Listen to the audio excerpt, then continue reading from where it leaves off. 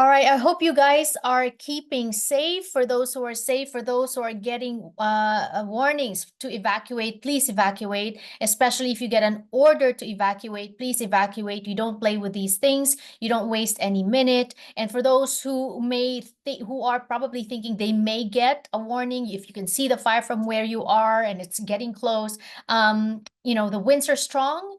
And so the spread is really fast. And so don't waste time. Maybe start packing as well or start planning. Because like I said, these things we can't play with. There's already so much loss of life, of property. And obviously we salute the first responders, the firefighters, laying it all down to keep our community safe. They are the true heroes in all this, but at the same time, it's the community spirit that is saving us, keeping us going, and that will likely save us as well after all this has settled.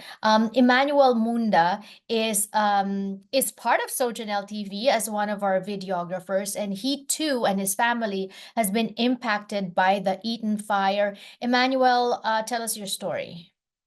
Well, we got the warning the 2 days before.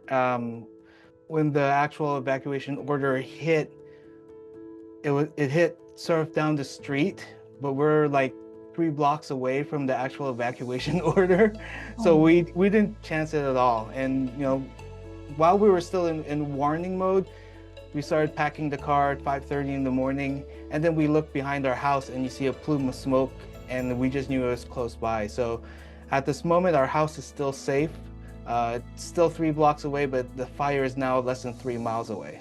But I like that you did not take your chances. You're one of the, proactive ones. But what do you pack in situations like that? What did you pack? And I know you have two teenage kids. What did they pack? But I mean, of course, we packed our documents. I specifically packed my hard drives because that's where most of my work is. Clothes, my wife's oxygen concentrator, her medicine, and then my daughter, really just wanted to bring all her art supplies. And Yes.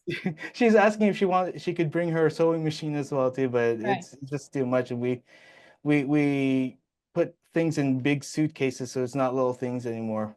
But the good thing is we got to go back a couple of times just because we're still in a safe To get area. some stuff. Yeah. Yeah, to get some more stuff. There's still no power there, so there's no reason for us to go there. Much of my work and much of our interaction is through the web, and there's no cell signal as well too, so it's even more dangerous. Right. And where are you staying though? Because now I imagine if you were at an evacuation center, you're cramped with all your stuff, and even in a hotel, you're cramped with all your stuff. Right. Well, luckily, my parents just live about 10 minutes away, so they Mhm. housed us in Glendale for the morning because we left the house at 6:30 in the morning. We Mhm. wanted to go have and it was just really crazy going down the street, and we're taking side streets going to Glendale from La Crescenta, and to see one half of the sky totally black and the other half blue, and just Mhm. seeing that on the way down and seeing all the cars just jammed into gas stations trying to get gas to make sure they have enough for the rest of the week if they have to stay out for the week. Mhm. And we wanted to go, okay, let's have breakfast so we can sort of talk out what we need to do. But Mhm. there was a 1 hour wait over at IHOP. So we just booked a line on Jack in the Box, and called up our family and woke them up and say, hey, we're kind of out of place, kind of displaced, and we need a place to crash, and so we can figure things out. Mhm. We spoke to Tanya earlier, who's a mom of three kids, very young.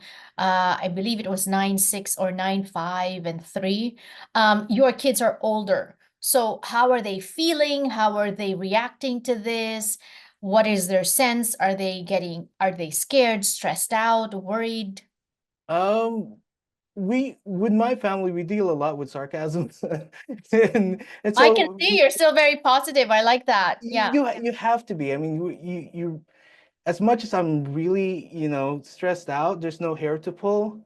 So Mhm. I just keep going. I just, and sort of like think things very, very, what do you call it? Intellectually. So you flip the side of your brain.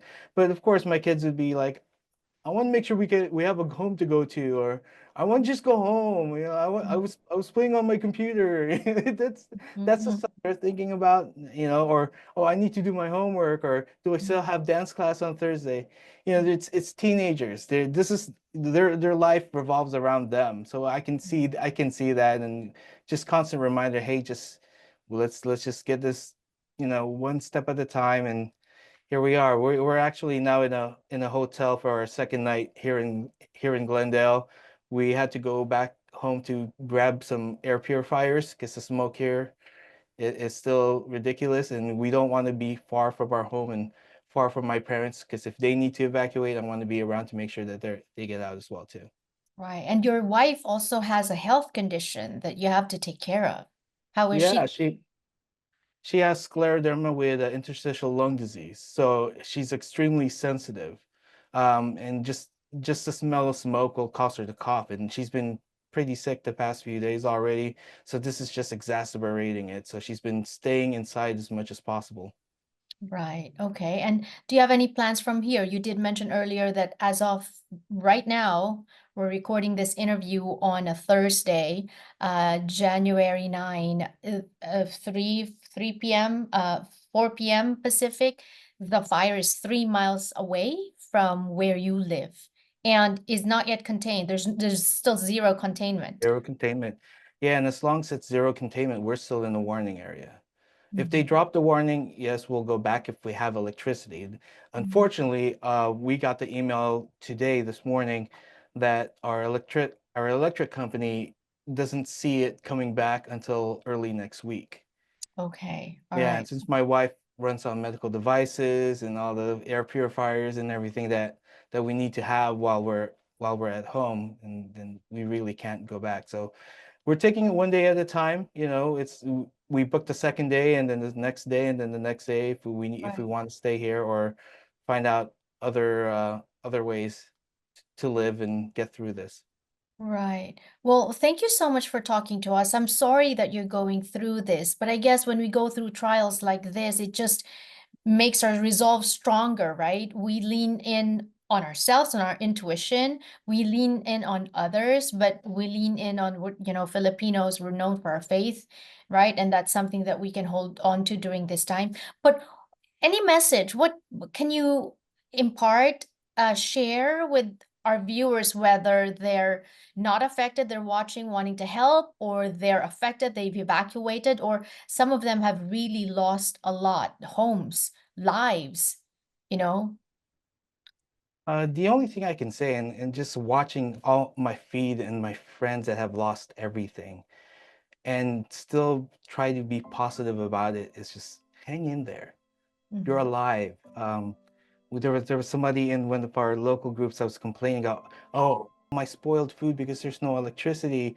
All that's you realize that's small things now, right? Mhm. When you see the destruction, I mean, I'm sorry, it's like too many of my friends just lost everything, and it's hard. So just keep going.